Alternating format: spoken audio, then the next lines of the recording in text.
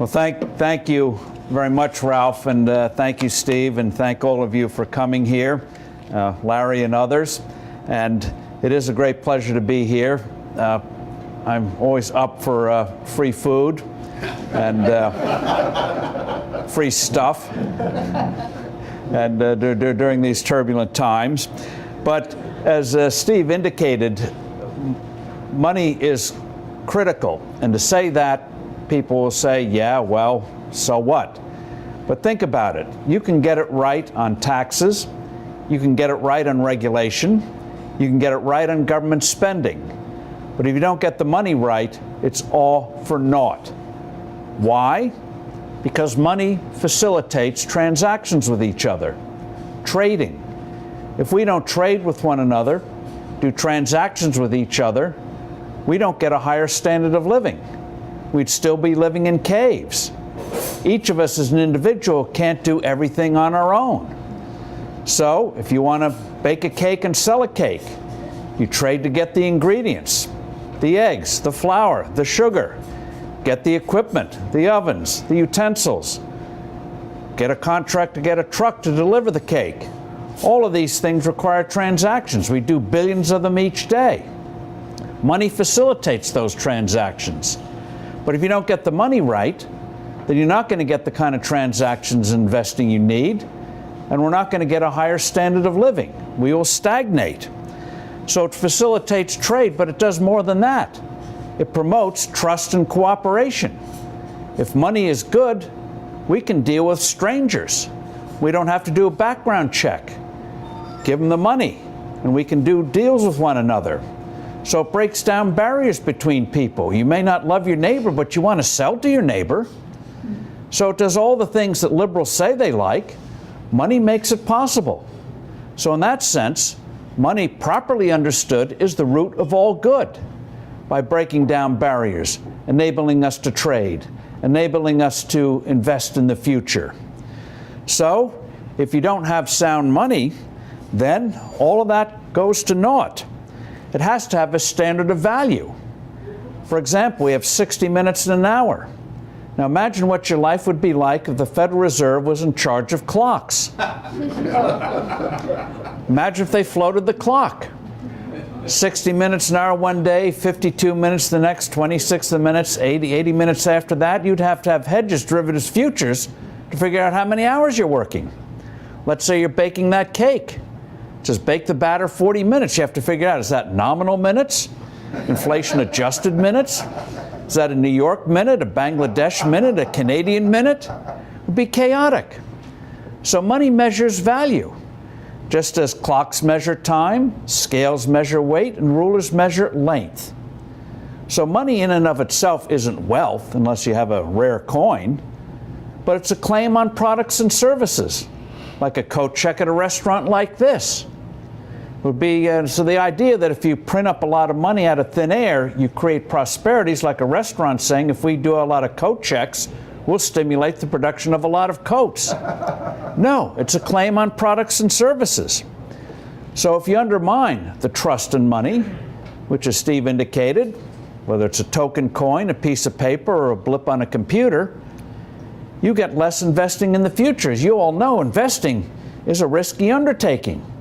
Maybe 3 years, 5 years, 7 years with a drug, 10 years before you get a return. That's risky enough.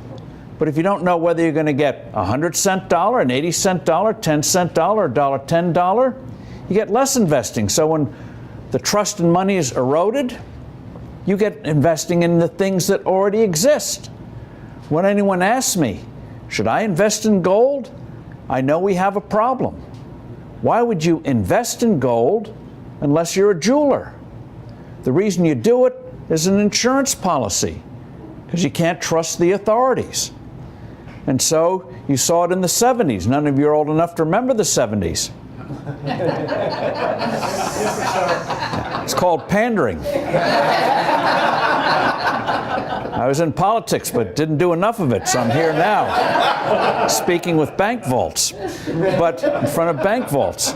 But in the 1970s, saw the same thing. Oil suddenly seemed to go from $3 to almost $40 a barrel. Now, prices, as we know, just don't tell you what something may cost. It also gives you information about what people want and don't want.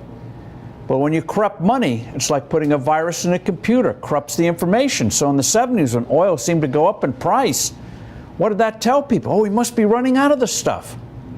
And so we poured tens of billions, hundreds of billions into energy. Oh, we're running out of the stuff. Well, in the early 80s, after that terrible inflation was vanquished, led by Ronald Reagan, oil crashed from almost $40 a barrel down to 10, finally stabilized at $20 to $25 a barrel. Countless thousands of wildcatters wiped out. Major oil companies like Exxon and Mobil had to merge. And you saw the same thing in agriculture. Commodity prices were going up, so therefore, oh, there must be shortages of corn and wheat. So fence post to fence post, fence post to fence post. Everyone bought land, going up in price, couldn't lose. Agriculture went into depression in the 1980s. Ben Bernanke the other day said, defending himself in a lawsuit about the illegal takeover of AIG, said, oh, we had to take extraordinary measures because this was the worst financial crisis in human history. He's got a short memory. The 80s were far worse. It's just this time policymakers were even dumber than they were in the 80s. Yes. But you had the savings and loan crisis. You had the top banks in this country about to go down as Mexico was going down. Yes. Far worse. In recent years, 500 banks have failed. In the 80s and early 90s, 3,000 failed. So Bernanke, supposed scholar of the Depression, all he learned about was helicopters, throwing money around. But so we've had worse. And the key thing is, the virus in the computer. You couldn't trust prices. Today, oil's now $100 a barrel. How real is that? How much of that is crisis in the Middle East? How much of that is people speculating because they think it may go up nominally even more? You don't know. And so you get capital misdirected, as was in the 70s and early 1980s. Think of it. They say, oh, this Labor Day weekend, gas was the lowest price in 4 years, $3.40. True, depending on the part of the country you live in. But let's go back a little bit. This kind of undermining doesn't go in a straight line. 12 years ago it was $1, $1.25. They don't want you to remember that part of it.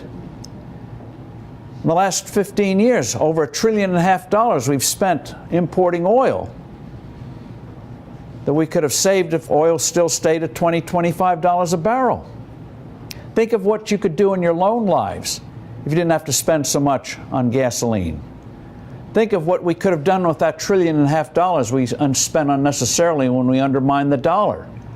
Think of the new products and services we'll never see. Think of the cures and medicine that we'll never see in terms of cancers and Alzheimer's and other diseases we need to fight. All those resources wasted that could have been used for a productive purpose to give us a higher standard of living. And so this is not just about economics. When people stop trusting money, they stop trusting each other. It undermines social cohesion, undermines the moral order. Lenin was right. Not 1 in a million will understand it when you debauch the currency. Locke was right. Father of our Constitution, Declaration of Independence, John Locke. He said when government arbitrarily changes the value of money, it cheats people who have entered private contracts with each other. Some may get a gain, some may get a loss, but only everyone loses. You saw it in the housing bubble, which we never would have had if the dollar hadn't been undermined. Bankers get the blame for it. Bankers responded to the virus in the computer. And so with housing, they knocked artificial interest rates low artificially, so people borrowed who shouldn't have. They got shafted when the rates went up. Lenders got shafted. They're still paying for it today as the politicians loot banks. So when you have undermined currency, you make a mockery of prudence, as we see today, mockery of thrift. Steve pointed out, you save, but you don't get a return on your money. Self-control is mocked. Cronyism is rampant. It seems like speculation is the way to get ahead instead of honest effort. And look at it this way. In the 40 years that we have been off a gold standard, Our average growth rate is less than it was the previous 180 years that we're on a gold standard. And remember, that 180 years encompasses world wars, civil war, depressions, Great Depression, forgotten depression of the early 20s, all sorts of human catastrophes. Yet the average growth rate was higher than the last 40 years. If we had maintained gold standard growth rates, do you realize the American economy today would be 50% larger than it is now? Ponder that. $8 trillion bigger. Life would be a lot better. Now, we'd still complain. The Yankees would still suck as they did last night against the Red Sox. Some things don't change. Some things don't change. But there's a reason why people feel that we're not moving ahead. And society turns on itself when it feels that mobility and the opportunity is being corrupted. And they don't understand why. So we have to tell people why this is happening and what we can do about it. And the thing about a gold standard is we did for 180 years. We can discuss the specifics of a new one, but as you all know, we're not talking about using gold coins. If you want to go to Walmart and use a gold coin, fine. Buy a pair of socks and give them a $1,300 coin. That'll be very interesting. Go ahead. But it's like a ruler. Gold simply says this has a certain value. If you do it right, you don't even need to have much to back it up. Just one little statistic. Before World War I, Britain had about 1.5% of the global gold supply and ran the system pretty well. After World War II, because we didn't know what we were doing, we had about 40% of the gold supply, 700 million ounces versus 7 million ounces for the Brits, and we destroyed the system. The key thing is knowing what you're doing. Gold is like a ruler. Just because it is 12 inches in a foot does not restrict the size of a house you may wish to build or a building you may wish to build, just as a unit of measurement. Gold is a measure of value. So the dollar stays fixed as value as you can in human affairs. It doesn't restrict the money supply. As my friend Nathan Lewis pointed out, from 1775 to 1900, when we started our quest for independence, American Revolution, small East Coast nation. 125 years later, we're 20 times the population, greatest industrial nation in the world.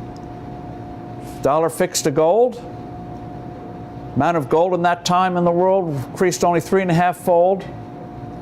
Yet the money supply increased 160-fold. Why? Because people knew the dollar value was fixed, like 12 inches in a foot, 60 minutes in an hour. So this idea that it's going to put us in deflation, all that kind of thing, nonsense. All it means is there's going to be more honesty. When the government says it's going to stimulate the economy, the resources come from you. They don't come from Mars. And the amazing thing is, why is counterfeiting illegal? Because it's a form of stealing. It's like stealing a claim, making it out of thin air. That's why it's illegal. That's why when you go to a store, you give them a $50 bill. They examine all sorts of ways. Yeah, when the government does that, prints money, it's called stimulus or quantitative easing instead of counterfeiting, which is what it is. You create money in the marketplace, claims on products and services. Government may ratify it, but you the ones who do it. So the bottom line in all of this is, since we have to trade with one another, work with one another, cooperate with one another, money facilitates that. If we don't do that, we stagnate. We don't develop our talents. And we turn on ourselves and on each other, as we've seen time and again in the last century alone. So you got to get the money right. You get that right, you can commit a lot of other sins and still move ahead. But if you don't get the money right, you can do a lot of other things right, but you're not going to move ahead. So this is the basis. It's a form of enabling us to work with one another, cooperate with one another, bring out our talents, enable us to take risks, learn from failures, and move ahead. It's the whole essence of the American dream. We undermine money. And by the way, that 50% number, 50% larger, if we'd had growth rates throughout our history that we've had since we went off the gold standard in 1971, our economy today would be 1/4 the size it is now. Imagine taking a 75% cut in the standard of living. The amazing thing is the standard of living improves and we sort of take it for granted. But somebody in closing online the other day, Forbes.com, pointed out, you want to see how the standard of living moves up? Look at The Simpsons. Look at the first cartoons that came out 20 years ago. This middle class, lower middle class family, Simpsons. One car, few things in the house. Today, 2 cars, flat screen TV, not the old TV, handhelds galore. Things get better. And because it's gradual, we don't realize how things get better. But money is essential to doing that. If we don't get that right, then it's all for naught. And these things here will be, like they are today, decorations rather than symbols of integrity and a vibrant future. Thank you.